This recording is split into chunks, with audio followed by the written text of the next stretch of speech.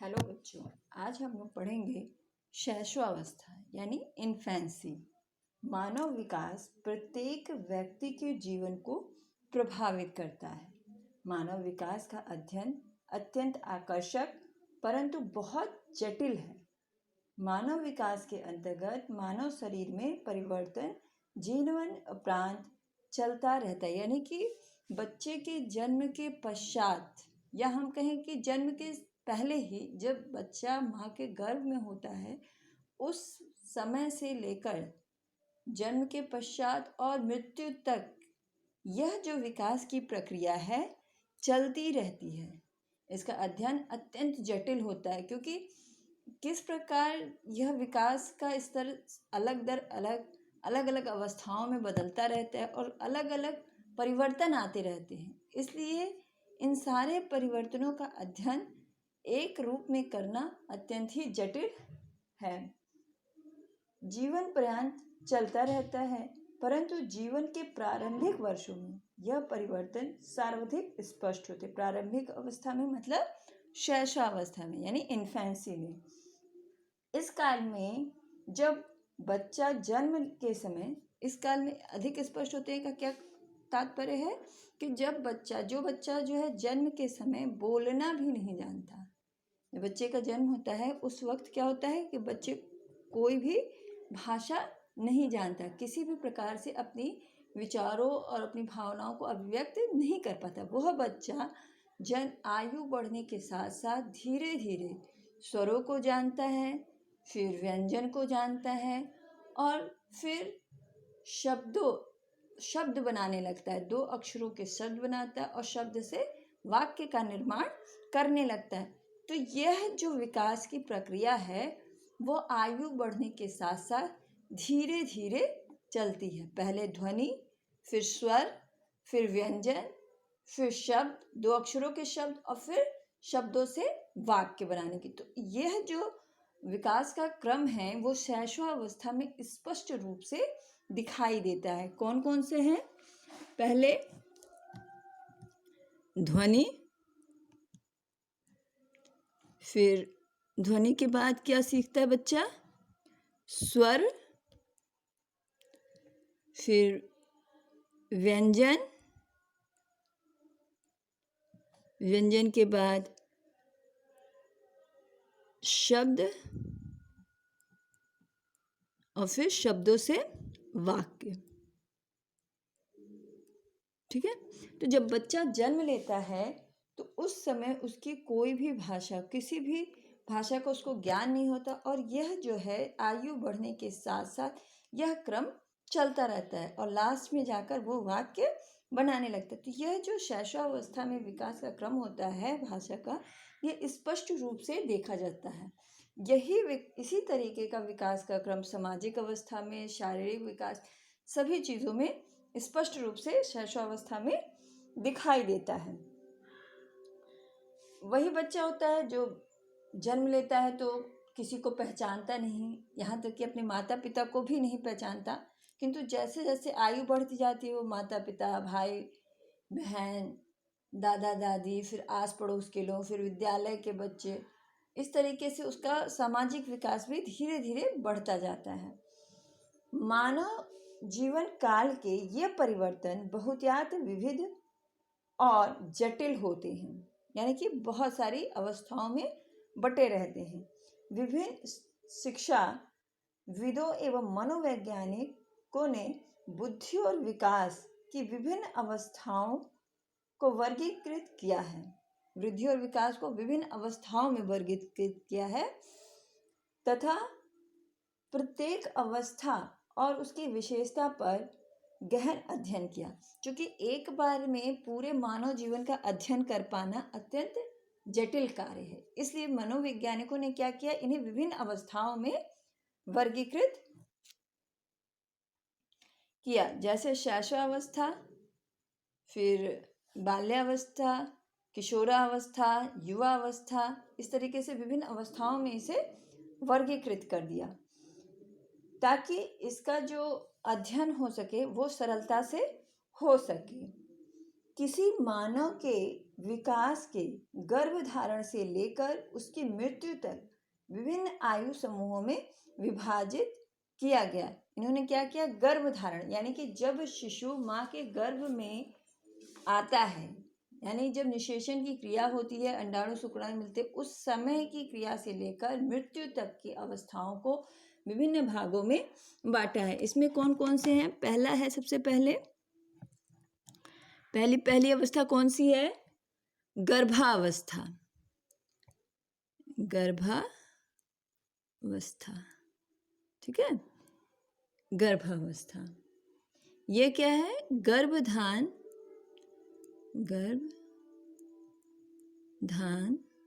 से लेकर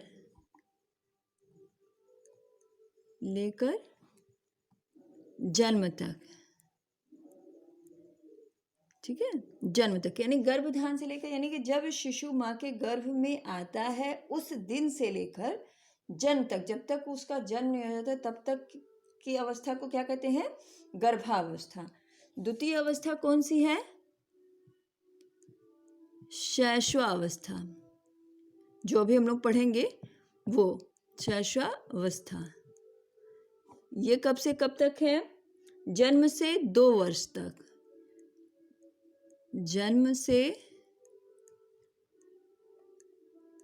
2 वर्ष तक, ठीक है। फिर तीसरी अवस्था कौन सी है? बाल्यावस्था।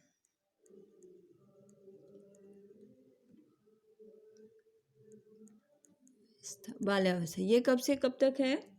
2 से 11 वर्ष तक। 2 वर्ष से 11 वर्ष तक, ठीक है। फिर तीसरी अवस्था कौन सी है? किशोरावस्था।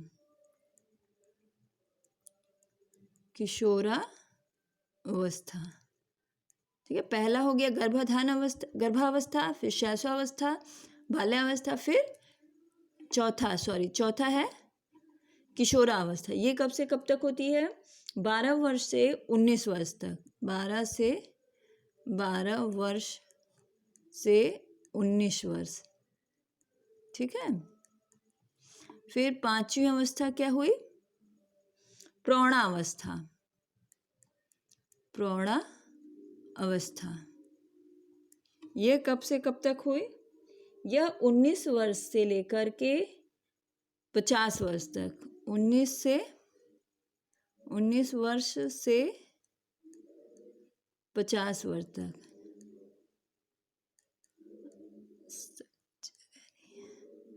छठा हो गया आपका वृद्धावस्था। सबसे आखिरी में कौन सी अवस्था है? वृद्धा अवस्था, ठीक है। ये है आपका 50 वर्ष से कब तक? मृत्यु तक, ठीक है। यानी कि संपूर्ण जीवन काल को कितने भागों में बांटा गया? 6 भागों में। पहला हो गया गर्भावस्था, गर्भधान से लेकर जन्म तक की अवस्था। फिर शैशवावस्था दूसरी अवस्था है, जन्म से 2 वर्ष तक की अवस्था। फिर है बाल्यावस्था, 2 वर्ष से 11 वर्ष तक की अवस्था। फिर किशोरावस्था, 12 से 19 वर्ष तक की अवस्था। फिर प्रौढ़ावस्था, 19 से 50 वर्ष तक की अवस्था। और वृद्धावस्था कितनी हो गई? 50 से मृत्यु तक, यानी जब तक मृत्यु नहीं जाता तब तक की अवस्था क्या कहते हैं? वृद्धावस्था। फिर अब आता है हमारा शैशवावस्था। बालक के जन्म लेने के उपरांत की अवस्था को शैशवावस्था कहा जाता है। यानी कि गर्भाधान के बाद जो अवस्था आती है वो क्या है? शैशवावस्था। यानी कि जन्म के बाद से लेकर 2 वर्ष तक की अवस्था शैशवावस्था होती है। यह अवस्था जन्म से लेकर 2 वर्ष तक मानी जाती है। यह अवस्था बालक के निर्माण काल कहलाती है। कौन सा काल कहलाती है? निर्माण काल। यानी कि इसी समय, इसी अवस्था में बालक के सभी चीज़ों का निर्माण प्रारंभ हो जाता है, सभी विकास का आरंभ हो जाता है, क्योंकि यह अवस्था ही वह आधार है जिस पर बालक के भावी जीवन का निर्माण किया जा सकता है। यानी कि जो भी गुण और दोष बच्चे में हम चाहते हैं इस अवस्था में उसमें डाल सकते हैं, क्योंकि बच्चा जो जन्म लेता है वो कोरी स्लेट के समान होता है। उस पर जो चाहें हम शैशवावस्था की अवस्था में लिख सकते हैं, उसको वैसा बना सकते हैं जैसा हम चाहें। एक जिस तरीके से एक गीली मिट्टी होती है और कुम्हार जिस शेप में चाहता है उस शेप में उसको ढाल सकता है, उसी प्रकार एक शैशवावस्था का शिशु जो है वो एक गीली मिट्टी के समान होता है। उसको जिस रूप में हम बनाना चाहते हैं वो बना सकते हैं। इस अवस्था में बालक का जितना अधिक निरीक्षण और निर्देशन किया जाता है, बालक का विकास और उसके जीवन का विकास उतना ही उत्तम होता है। कहने का क्या तात्पर्य है कि इस अवस्था में बालक का जितना अधिक निरीक्षण और निर्देशन किया जाता है, यानी कि जितना अधिक हम उसको ऑब्जर्व करेंगे कि उसमें कौन कौन सी कमियां हैं, कौन कौन से अवगुण हैं, और उनका निर्देशन करके, उनका मार्गदर्शन करके उन्हें दूर करेंगे और उनमें अच्छे गुणों का विकास करेंगे, उतना ही अच्छा उसका उत्तम विकास होगा। फिर आता है हमारा शैशव अवस्था का अर्थ। वास्तव में समानतः शिशु के जन्म के उपरांत प्रथम 6 वर्ष तक की अवस्था क्या कहलाती है? शैशवावस्था। यानी 6 वर्ष तक नहीं, 2 वर्ष तक की अवस्था क्या कहलाती है? शैशवावस्था। शैशवावस्था जो है शिशु को अंग्रेजी भाषा में इन्फेंट कहते हैं या इन्फेंसी कहते हैं। ठीक है, इन्फेंसी या इन्फेंट कहते हैं। शैशवावस्था को अंग्रेजी में क्या कहते हैं? इन्फेंट या इन्फेंसी कहते हैं। इन्फेंट लैटिन भाषा के 2 शब्दों से मिलकर बना है। ठीक है, इन्फेंट किससे किससे मिलकर बना है? इन्फेंट किससे किससे मिलकर बना है? इन और प्लस फेरी। ठीक है, ये किसकी भाषा है? लैटिन भाषा का शब्द है। लैटिन भाषा का शब्द है, भाषा का शब्द है। इसमें इन का अर्थ है नहीं। ठीक है, इन का अर्थ है नहीं। ठीक है, और फेरी का अर्थ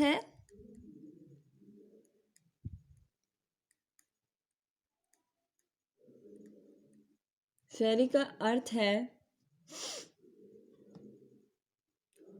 ना बोल पाना।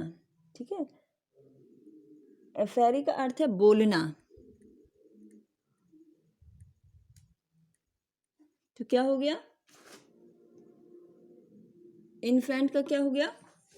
इन का अर्थ है नहीं और फेरी का अर्थ है बोलना, यानी नहीं बोल पाना।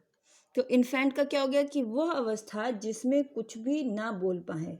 अतः इन्फेंट शब्द का प्रयोग बच्चों की उस अवस्था तक के लिए किया जाता है जब वे सार्थक शब्दों का प्रयोग नहीं कर पाते। इनका अर्थ क्या हो गया? ये क्या है? इन्फेंट किसका से लिया गया है? इन्फेंट जो है शैशवावस्था को क्या कहते हैं? इन्फेंट अंग्रेजी में। तो यह क्या है? लैटिन भाषा के शब्द से लिया गया है, जिसमें इन का अर्थ है नहीं और फेरी का क्या अर्थ है? बोलना, यानी नहीं बोल पाना। यानी कि जब तक बच्चा जो है सार्थक शब्दों का प्रयोग नहीं कर पाता उस अवस्था को क्या कहते हैं? इन्फेंट। फिर अब है परिभाषा। वैलेंटाइन के अनुसार शैशवावस्था सीखने की आदर्श अवस्था है। क्या है वैलेंटाइन के अनुसार? शैशवावस्था सीखने की आदर्श अवस्था है। यानी कि इस अवस्था में जो है बालक अच्छे से अच्छा सीख सकता है। जैसे अभी हमने बताया कि वो मिट्टी की तरह है, गीली मिट्टी की तरह, जैसा हम ढालना चाहें वो ढल सकता है। तो उसी प्रकार इन्होंने भी कहा कि यह अवस्था जो है सीखने की आदर्श अवस्था है, यानी कि जो कुछ भी हम सिखाना चाहते हैं अपने बच्चे को इस अवस्था में आसानी से सिखा सकते हैं। फिर शैशवावस्था की विशेषताएं। शैशवावस्था की विशेषताएं जो निम्नलिखित है। पहला है शारीरिक विकास में तीव्रता। शैशवावस्था में शारीरिक विकास अति तीव्र गति से होता है। वर्षों तक इन वर्षों में उनकी इंद्रियों, कामेंद्रियों, आंतरिक अंगों, मांसपेशियों आदि का क्रमिक विकास होता है। इस अवस्था में क्या होता है? इंद्रियों का, ज्ञानेंद्रियों का, कामेंद्रियों का विकास जो है क्रमिक रूप से, यानी कि एक के बाद एक तीव्र गति से होता है। फिर हमारा आता है मानसिक विकास। मानसिक विकास में कि इस अवस्था में बालक में जो है मानसिक विकास भी तीव्र गति से होता है। शिशुओं को शारीरिक विकास से घनिष्ठ संबंध होता है। इस अवस्था में जो है मानसिक विकास तीव्र गति से होता है। इस मानसिक विकास का जो संबंध है वो जो है किससे होता है? शारीरिक विकास से घनिष्ठ संबंध होता है। जैसे इस अवस्था में विभिन्न क्रियाओं का विकास होता है। जैसे कौन कौन सी क्रियाएं? ध्यान, कल्पना, संवेदना, प्रत्यक्षीकरण आदि का विकास जो है तीव्र गति से होता है। कौन कौन से? ध्यान, चिंता, कल्पना, संवेदना। फिर है दूसरों पर निर्भरता। जब बच्चा जन्म लेता है तो वो शिशु जो है कुछ समय के लिए बहुत असहाय स्थिति में होता है, यानी कि वो अपना दैनिक जीवन के कार्य भी स्वयं नहीं कर पाता, वो दूसरों पर निर्भर होता है। उसे भोजन तथा अन्य शारीरिक आवश्यकताओं के अलावा प्रेम और सहानुभूति पाने के लिए भी दूसरों पर निर्भर होता है। यानी कि यह अवस्था ऐसी अवस्था होती है जिस अवस्था में बच्चा अपना स्वयं का दैनिक जीवन के कार्य, आवश्यक कार्य जो होते हैं वो भी स्वयं नहीं कर पाता। भूख लगने पर ना तो वो स्वयं से खाना ले पाता है, ना टॉयलेट लगने पर टॉयलेट जाके कर पाता है। तो इस अवस्था में हर एक काम के लिए उसे दूसरों पर निर्भर रहना पड़ता है। फिर है आत्म प्रेम की भावना। शिशु को अपने माता पिता, भाई बहन आदि का प्रेम प्राप्त करना चाहता है। इस अवस्था में क्या है? वो माता पिता का, भाई बहन का प्यार जो है प्रेम पाना चाहता है। प्रेम उसके अलावा और किसी को ना मिले। वो क्या चाहता है कि यह प्रेम जो है माता पिता और भाई बहन का प्रेम जो है, या जिसको भी वो प्रेम करता है, जिसे वो बहुत पसंद करता है, उसका प्यार किसी और को ना मिले। और किसी के प्रति प्रेम व्यक्त किया जाता है तो उसमें ईर्ष्या की भावना आ जाती है। यदि माता पिता या भाई बहन या कोई और जिसे वो बच्चा प्यार करता है, जिसे वो पसंद करता है, अगर वो उसके सामने किसी और बच्चे, किसी और व्यक्ति को प्रेम प्रदर्शित करते हैं तो बच्चे में ईर्ष्या की भावना उत्पन्न हो जाती है। फिर नैतिकता का अभाव। इस अवस्था में शिशु को अच्छी बुरी, उचित अनुचित बातों का ज्ञान नहीं होता है। उसे यह नहीं पता होता है कि कौन सा कार्य जो है उसके लिए अच्छा है और कौन सा बुरा, कौन सा कार्य समाज में स्वीकृत होगा या कौन सा नहीं। उसकी जो इच्छा होती है, उसको जिस चीज में आनंद मिलता है वो वही कार्य करता है। फिर दोहराने की प्रवृत्ति। शिशु में दोहराने की प्रवृत्ति बहुत प्रबल होती है। उसमें शब्दों और गतियों को दोहराने की प्रवृत्ति विशेष रूप से पाई जाती है। शिशु जो है इस अवस्था में जो कुछ भी अपने घर में देखता है, जैसा भी लोग करते हैं, उसे तुरंत दोहराने की कोशिश करता है, चाहे वो कर पाए या ना कर पाए। फिर भी वो पूरी कोशिश करता है कि जो कुछ भी लोग कर रहे हैं या जैसे भी उसके बड़े भाई बहन या माता पिता खाते पीते हैं, जैसे बोलते हैं, जैसे चलते हैं, उनकी नकल करना चाहता है। फिर है काम प्रवृत्ति। बाल मनोवैज्ञानिकों का कहना है कि शिशु में काम प्रवृत्ति बहुत प्रबल होती है, पर वयस्कों के समान वो उसको व्यक्त नहीं कर सकती। फ्राइड का मानना है कि स्तनपान करने की स्थिति तथा जब बच्चे अपने आप पैरों और हाथों के अंगूठे चूसते हैं तो यह उनके काम प्रवृत्ति को व्यक्त करने का या काम प्रवृत्ति को संतुष्ट करने का एक माध्यम होता है। फिर है अनुकरण द्वारा सीखने की प्रवृत्ति। नेक्स्ट विशेषता क्या है हमारी? अनुकरण द्वारा सीखने की प्रवृत्ति। शिशु में अनुकरण द्वारा सीखने की प्रवृत्ति होती है। वह अपने माता पिता, भाई बहन आदि के कार्यों और व्यवहारों का अनुकरण करते हैं। यानी कि जैसा भी हमने कहा कि दोहराने की प्रवृत्ति होती है, तो वो जो कुछ भी सीखता है, बच्चा जो कुछ भी सीखता है वो अपने माता पिता और भाई बहन का अनुकरण करके ही सीखता है। उसके माता पिता या भाई बहन जो कुछ भी खाते पीते हैं, वही सब चीज़ें देख करके वो भी अपनी दिनचर्या में अपना लेता है और उसी तरीके से खाने पीने तथा लगता है। उसकी पसंद नापसंद पर भी उसके परिवार के सदस्यों का प्रभाव पड़ता है। फिर है जिज्ञासा प्रवृत्ति। शिशु में जिज्ञासा की प्रवृत्ति का बाहुल्य होता है। वह अपने खिलौने का विभिन्न प्रकार से प्रयोग करता है, वो उनको फर्श पर फेंक देता है, वो उनके भागों को अलग अलग कर सकता है। इसके अतिरिक्त वो विभिन्न बातों और वस्तुओं के बारे में क्यों और कैसे का प्रश्न पूछता है। जिज्ञासा का अर्थ क्या हो गया कि वो जानना चाहता है कि अगर कोई चीज़ है तो वो क्यों ऐसी है। उसके अंदर जिज्ञासा की प्रवृत्ति जो है इस अवस्था में बहुत प्रबल होती है। शैशवावस्था में वो हर चीज़ के बारे में जानना चाहता है। यदि कोई खिलौना उसके सेल या से चलने वाला होता है तो वो जानना चाहता है कि ये खिलौना कैसे चल रहा है, चाहे उसके लिए उस खिलौने को उसे तोड़ना ही क्यों ना पड़े। कई बार वो उसे पटक कर देखना चाहता है कि इसके अंदर कौन सी ऐसी चीज़ है जिसकी वजह से ये चीज़ चल रही है। वो हमेशा क्यों और कैसे से संबंधित प्रश्न पूछता है कि अगर ये चीज़ है तो ऐसी क्यों है, आसमान नीला क्यों है, नल से पानी क्यों निकलता है। बहुत सारे ऐसे उसके छोटे छोटे प्रश्न होते हैं जो जिज्ञासा से भरे होते हैं, जानने की प्रवृत्ति होती है उन्हें। फिर है मूल प्रवृत्ति पर आधारित व्यवहार। शिशु के अधिकांश व्यवहार का आधार उसकी मूल प्रवृत्तियां होती हैं। यदि उसे भूख लगती है तो उसे जो भी वस्तु मिलती है उसे वो मुंह में रख लेता है। बच्चे का जो भी व्यवहार होता है वो उसकी मूल प्रवृत्तियों से होता है, यानी कि भूख लगने पर कुछ खाने से ही भूख शांत होती है। तो इस चीज़ के लिए वो अपनी मूल प्रवृत्तियों से प्रभावित होता है। फिर शैशवावस्था में विकास की अवस्थाएं। शैशवावस्था को संपूर्ण शैशवावस्था यानी 0 से जन्म तक की अवस्था को जो है विभिन्न अवस्थाओं में बांटा गया है। सबसे पहले है भाषा विकास।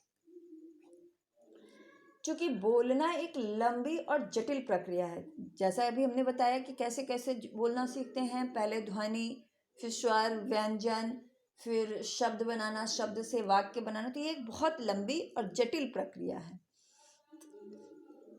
है। सीखा जा सकता है, जो कि बहुत जटिलता के साथ बहुत समय देकर सीखा जा सकता है।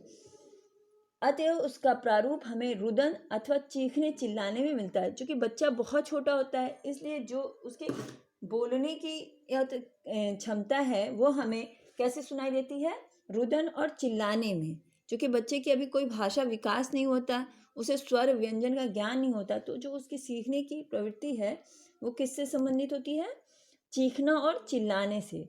रुदन एक स्वाभाविक प्रक्रिया है। यह रुदन पीड़ा, तेज रोशनी, तीक्ष्ण आवाज, थकान, भूख आदि के कारण भी हो सकता है। रोने की क्रिया जो है वो भूख लगने पे भी रोता है, जब उसे दर्द होता है तब भी, क्योंकि उसको और किसी भाषा का ज्ञान नहीं होता है। वो रोकर ही अपने भावों को अभिव्यक्त करता है कि उसे किसी चीज़ की पीड़ा है या भूख लगी है या कोई तेज रोशनी से डर जाए, तब भी वो रोता है। फिर उसके बाद आता है बबलाना। रुदन के बाद पहली जो है जो भाषा होती है वो है बबलाना। ठीक है। तो बबलाने में जीवन के प्रथम वर्ष में स्वर ध्वनि सुनाई देती है। जब बच्चा बबलाता है तो उस समय जीवन के प्रथम स्वर और ध्वनि सुनाई देता है। फिर नेक्स्ट है हमारा इंगित करना, यानी कि इशारे से समझाना। इंगित करना, इसमें बच्चा क्या करता है, कोई भी चीज़ अपनी उंगलियों से, इशारों से समझाता है, या उसे भूख लगने पर हाँ नहीं में वो अपना सर को हिलाकर जवाब देता है। फिर नेक्स्ट आता है हमारा बोलना। तो सबसे लास्ट में क्या है, बोलना। जब उसे स्वरों का और व्यंजन का ज्ञान हो जाता है तो वो बोलना प्रारंभ करता है। भाषा प्रयोग यह अंतिम अवस्था है, यानी भाषा के विकास की यह अंतिम अवस्था है। सबसे पहले होता है रुदन, फिर बबलाना, फिर इंगित करना, और फिर सबसे लास्ट में क्या है, बोलना। इसका आरंभ 1.5 वर्ष के करीब में होता है। शुरू में शिशु जो है निरर्थक शब्द बोलता है। निरर्थक का क्या अर्थ हुआ कि ऐसे शब्द जिनका कोई अर्थ नहीं होता, ऐसे शब्दों का प्रयोग करता है। फिर बाद में धीरे धीरे शिशु अनुकरण करके, शिशु में जो अनुकरण करने की विशेषता होती है उसके द्वारा वो उच्चारण करना सीखता है। नेक्स्ट है हमारा सामाजिक विकास। सामाजिक विकास में है कि यद्यपि जन्म के समय शिशु सामाजिक नहीं होता, ठीक है, यद्यपि जन्म के समय क्या है, शिशु सामाजिक नहीं होता, परंतु दूसरे व्यक्तियों के साथ शिशु के प्रथम संपर्क से ही उसके सामाजिककरण की प्रक्रिया प्रारंभ हो जाती है। जैसे जैसे दूसरे लोगों से मिलने लगता है, जन्म के बाद जब तुरंत किसी से मिलता है, तो यह जो है उसकी सामाजिककरण की प्रक्रिया का प्रारंभ होता है। किंतु जो किसी न किसी रूप में निरंतर आजीवन चलता रहता है, यानी कि पहले वो माता पिता से मिलता है, फिर भाई बहन से मिलता है, फिर दूसरे लोगों से मिलता है, फिर विद्यालय जाता है, फिर कॉलेज जाता है। इस प्रकार जो है नए नए दोस्त बनाता है, नए नए लोगों से परिचित। इस प्रकार उसके सामाजिककरण की प्रक्रिया जो है जीवन पर्यंत, जन्म से मृत्यु तक चलती रहती है। अन्य व्यक्तियों के निरंतर संपर्क में आते रहने के कारण शिशु का सामाजिककरण स्थिति में परिवर्तन होने लगता है, यानी कि दायरा उसका जो है बढ़ने लगता है। फलस्वरूप उसके सामाजिककरण अथवा सामाजिक जीव विकास की प्रक्रिया प्रारंभ हो जाती है।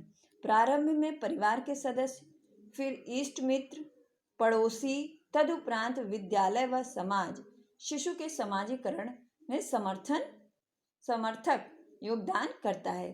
क्या मतलब हुआ इसके कहने का कि सबसे पहले जब बच्चा परिवार में जन्म लेता है तो परिवार ही उसका सामाजिक विकास होता है, परिवार में ही उसका सामाजिक विकास होता है। फिर उसके इष्ट मित्र, पड़ोसी उसके दोस्त बनते हैं। जब बच्चा धीरे धीरे थोड़ा बड़ा होता है तो अपने पड़ोस में जाने लगता है, उन लोगों से मिलने लगता है, उसका सामाजिक दायरा बढ़ता है।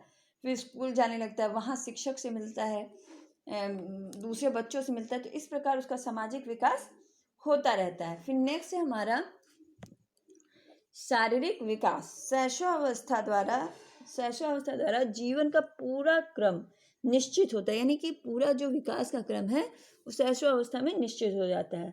शारीरिक विकास की गति तीव्र होती है। इस समय क्या है कि शारीरिक विकास की गति जो है तीव्र होती है। सबसे पहले इसमें है कोमल अंग। जन्म के पश्चात शिशु कोमल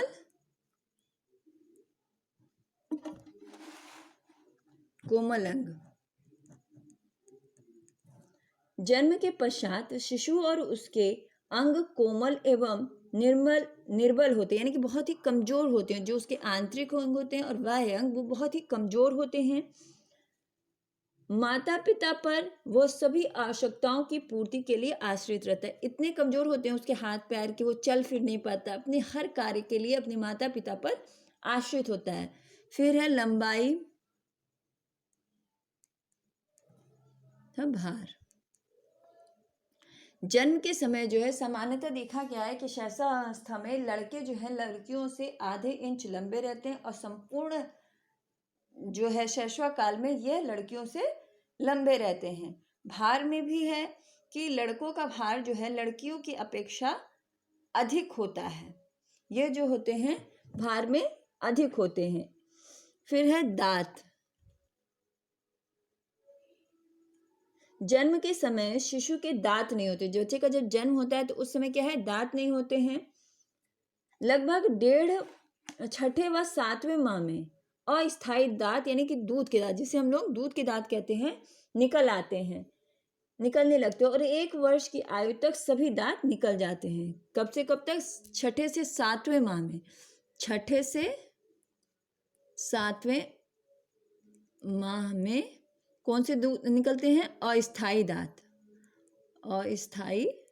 दांत, ठीक है, अस्थायी दांत निकलने लगते हैं और 1.5 साल तक की उम्र में लगभग सभी दांत निकल आते हैं। 1 साल की अवस्था में सभी दांत निकल आते हैं। फिर है हड्डियां। बच्चा जब जन्म लेता है तो इसके शरीर में 270 अस्थियां होती हैं। यह जो होती हैं बहुत कोमल होती हैं। इन्हें कॉर्टिलेज कहते हैं, ठीक है, इन्हें बोन नहीं, इन्हें कॉर्टिलेज कहते हैं। बहुत ही लचीली कोमल होती हैं और सॉफ्ट होती हैं। किंतु जैसे जैसे आयु बढ़ता जाता है इनमें कैल्शियम तथा फास्फोरस का जमाव होता जाता है और यह मजबूत होती जाती हैं, ठोस होती जाती हैं और मजबूत होती जाती हैं और आपस में जुड़ती जाती हैं, जो लास्ट में जाके 206 हड्डियां हो जाती हैं। 270 से 206 हो जाती हैं, क्योंकि जब बच्चा जन्म लेता है तो हड्डियां बहुत छोटी छोटी होती हैं और जब आपस में जुड़कर जब इनमें कैल्शियम और फास्फोरस का जमा होता है ये हड्डियां धीरे धीरे आयु के साथ जुड़ती जाती हैं और लास्ट में 206 हड्डियां हो जाती हैं। फिर है मांसपेशियां। नवजात शिशु की मांसपेशियों का भार उसके शरीर भार के कुल भार का लगभग 23% होता है। मांसपेशियों के प्रतिशत भार में धीरे धीरे बढ़ोतरी होती जाती है। फिर है मस्तिष्क तथा सिर। मांसपेशियां, फिर मस्तिष्क तथा सिर तथा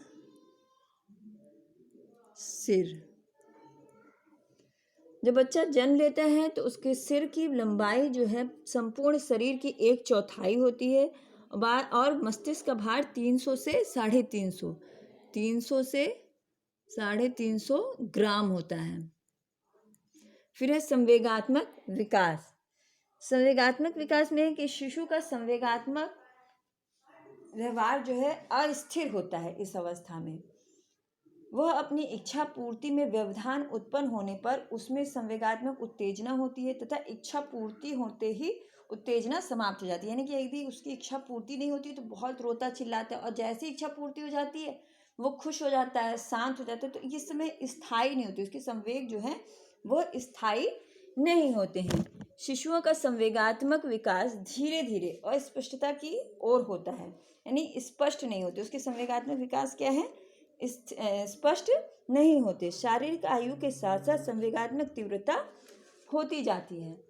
शैशवावस्था में 3 संवेग पाए जाते हैं मेन रूप से। कौन कौन से? हर्ष, क्रोध, भय और स्नेह। फिर है शैशवावस्था का महत्व। इस अवस्था में शिशु पूर्ण रूप से माता पिता पर निर्भर रहता है। उसका व्यवहार मूल प्रवृत्तियों पर आधारित रहता है, यानी कि हर कार्य के लिए, जैसा हमने भी बताया कि हर कार्य के लिए किस पर डिपेंड होता है? वो माता पिता पर। जीवन के प्रथम 2 वर्ष में बालक अपने भविष्य के जीवन की आधारशिला रखता है। व्यक्ति को जो कुछ भी बनना होता है वो आरंभ के सालों में बन जाते हैं, जैसा उसका व्यक्तित्व होना होता है वो शैशवावस्था में हो जाता है। व्यक्ति का जितना मानसिक विकास होता है उसका आधा शैशवावस्था में हो जाता है, यानी संपूर्ण जीवन काल में जितना मानसिक विकास होगा उसका आधा जो है वो शैशवावस्था में हो जाता है। शैशवावस्था में सीखने की सीमा और तीव्रता का विकास अन्य किसी अवस्था की तुलना में बहुत अधिक होता है, यानी कि शैशवावस्था में सीखने की, यानी जो सीखने की क्षमता होती है वो बहुत तीव्र होती है। यह अवस्था ही वह आधार है जिस पर बालक के भावी जीवन का निर्माण किया जा सकता है। अतः इस अवस्था में शिशु को जिज्ञासा शिशु को जितना अधिक निर्देशन दिया जाएगा उसका उतना ही उत्तम विकास होगा। क्या कहने का तात्पर्य कि इस समय जितना अधिक उसको निर्देश दिया जाएगा, उसका अवलोकन करके उसकी गलतियां बताई जाएगी, उतना ही अच्छा उसका विकास होगा। कई मनोवैज्ञानिकों ने विकास की अवस्थाओं के संदर्भ में अनेकों विस्तृत अध्ययन किए और निष्कर्ष निकाला कि सब अवस्थाओं में शैशवावस्था सबसे अधिक महत्वपूर्ण है। यानी कि सबसे, जितनी बाल्यावस्था, किशोरावस्था, इन सब में सबसे महत्वपूर्ण क्या है? शैशवावस्था। क्योंकि इस समय सीखने की अवस्था होती है, बच्चा ज़्यादा अच्छे से सीखता है और जो कुछ भी सीखना होता है इस अवस्था में लगभग प्रारंभ हो जाता है, उसका विकास हो जाता है। शैशवावस्था के विकास हो जाता है। फिर है नेक्स्ट हमारा शैशवावस्था में शिक्षा का स्वरूप। शैशवावस्था में शिक्षा के स्वरूप में है कि बालक जो है जो कुछ भी सीखता है, जैसा भी हम उसे सिखाना चाहते हैं, जो भी शिक्षा देना चाहते हैं, इस अवस्था में प्रारंभ कर सकते हैं। वैलेंटाइन ने तो शैशवावस्था को सीखने का आदर्श काल बताया। अभी हमने परिभाषा पढ़ी कि सीखने का आदर्श काल होता है ये। मनोवैज्ञानिक वॉटसन के अनुसार विकास की अन्य किसी अवस्था की तुलना में शैशवावस्था में सीखने का क्षेत्र व तीव्रता अधिक व्यापक होती है। इसमें सबसे पहला है उचित वातावरण। शिशु के उचित विकास के लिए शांत, स्वस्थ और सुरक्षित वातावरण आवश्यक है। यानी कि जितना अधिक शांत वातावरण होगा, जितना बच्चा खुश होगा, उतना ही अच्छा इस अवस्था में सीख सकता है। फिर नेक्स्ट है पालन पोषण। शैशवावस्था में शारीरिक विकास का विशेष महत्व है। वस्तुतः शारीरिक विकास ही विकास के अन्य पक्षों के लिए आधार का कार्य करता है। यानी भोजन, जैसा बच्चा भोजन खाएगा, करेगा, हष्ट पुष्ट होगा, खुश रहेगा, शारीरिक रूप से अगर स्वस्थ है तो वो अच्छी तरीके से सीख सकता है, उसके सीखने के लिए अच्छा परिवेश मिल सकता है। फिर है स्नेहपूर्ण व्यवहार। शिशु को अपनी आवश्यकताओं की पूर्ति के लिए अन्य व्यक्तियों पर निर्भर रहना पड़ता है, इसलिए माता पिता, शिक्षक या अन्य किसी व्यक्ति को उसकी असहायपूर्ण स्थिति का अनुचित लाभ नहीं उठाना चाहिए। यानी कि ऐसा ना करें कि उसे बच्चे को हमेशा डांटते रहें। उसकी आवश्यकताओं को, चूंकि वो अपनी आवश्यकताओं की पूर्ति के लिए पूर्ण रूप से दूसरों पर डिपेंड है, तो उन्हें ना तो उन्हें डांटना चाहिए, ना उसका अनुचित लाभ उठाना चाहिए। शिशुओं को बात बात पर डांटना नहीं चाहिए, अनावश्यक पीटना नहीं चाहिए, बल्कि उन्हें प्रेम, दया व सहानुभूति, स्नेह भाव से उनके साथ व्यवहार करना चाहिए। फिर जिज्ञासा की संतुष्टि। नेक्स्ट क्या है? जिज्ञासा की संतुष्टि। शिशु अपने परिवेश में उपस्थित वस्तुओं अथवा व्यक्तियों के बारे में तरह तरह के प्रश्न पूछता रहता है। यानी कब, क्यों, कहाँ, ये क्यों आए, कब आए, इस तरह के क्वेश्चन करता रहता है। इसलिए माता पिता, शिक्षक अथवा अन्य किसी व्यक्ति को उसकी असहायपूर्ण स्थिति का अनुचित लाभ नहीं उठाना चाहिए और उसकी जिज्ञासाओं को शांत करना चाहिए। माता पिता तथा शिक्षकों को उसकी जिज्ञासाओं को शांत करना चाहिए। उसके प्रश्नों का संतोषजनक उत्तर देना चाहिए। फिर है वार्तालाप के अवसर। बालकों की भाषा के विकास की दृष्टि से उसे उपलब्ध वार्तालाप के अवसर व भाषाई परिवेश अत्यंत महत्वपूर्ण है। यानी बालकों से हमेशा बड़ों को, अभिभावकों को तथा माता पिता को बात करते रहना चाहिए, ताकि उसका अच्छे से अच्छा भाषा विकास हो सके। उसे छोटी छोटी कहानियाँ, कविताएं सिखाएं, ताकि नए नए शब्द सीख सके, उसके शब्दों का भंडार बढ़ सके। फिर है आत्म प्रदर्शन के अवसर। शिशु में आत्म प्रदर्शन की भावना होती है, यानी कि अपने आप को प्रदर्शित करना चाहते हैं। अगर कोई आया तो उसके सामने नई नई चीज़ें करना चाहते हैं, दिखाना चाहते हैं। अतः उसे ऐसे कार्य करने का पर्याप्त अवसर मिले जिनके द्वारा वह अपनी इस भावना को प्रदर्शित कर सके। यानी कविता पाठ कराना चाहिए। अगर कोई आया तो डांस कर रहे हैं बच्चे, अपनी जो भी उनकी क्षमता है उसे दिखाएं, ऐसे माहौल बनाना चाहिए। फिर अच्छी आदतों का निर्माण करना। व्यक्ति की आदतें ही उसके भावी जीवन का निर्माण करती हैं। शिशु के प्रारंभ से ही दैनिक व्यवहार एवं सामाजिक शिष्टाचार की अच्छी आदतों के अवसर अग्रसर होने चाहिए। यानी कि उसे प्रारंभ से ही अच्छी आदत सिखानी चाहिए। अच्छी आदत अगर बचपन में सीख लेता है बच्चा, तो पूरे जीवन काल वो आदत उसकी बनी रहती, उसी तरीके का व्यवहार करता रहता है। फिर है करके सीखने की महत्ता। शिशु जन्म से ही क्रियाशील होता है। विभिन्न प्रकार की क्रियाओं तथा खेलकूद में उसकी सहज रुचि होती है, अतः उसे करके सीखने का अवसर देना चाहिए तथा खेल द्वारा नई बातों को सिखाने का प्रयास करना चाहिए। बच्चा जो प्रारंभ से ही क्रियाशील होता है, तरह तरह के कार्य करना चाहता है, तो उसको जो कुछ भी हमें सिखाना है वो खेल के माध्यम से ही सिखाना चाहिए। खेल के द्वारा बच्चे हंसते हंसते बहुत सारी चीज़ों के बारे में जानते हैं, सीखते हैं। उनमें नेतृत्व की भावना का विकास होता है, टीम वर्क आता है तथा वो आसपास की चीज़ों के बारे में जानते समझते हैं। तो ये सारी जो हैं उनके विकास की अवस्थाएं हैं, उन्हें किस प्रकार की शिक्षा दी जाए। तो इस जो चैप्टर में हमने पढ़ा कि आखिर वास्तव में शैशवावस्था है क्या, किन किन अवस्थाओं में मानव जीवन को बांटा गया है। तो पहली अवस्था शैशवावस्था है, तो उसमें क्या क्या चीज़ें, शैशवावस्था का अर्थ वास्तव में क्या है, उसमें किन किन विकास की अवस्थाओं से बच्चा गुजरता है, उसकी किस प्रकार से पालन पोषण तथा शिक्षा दी जाए ताकि उसका भावी जीवन उत्तम है। इन सारी चीज़ों को हमने समझा।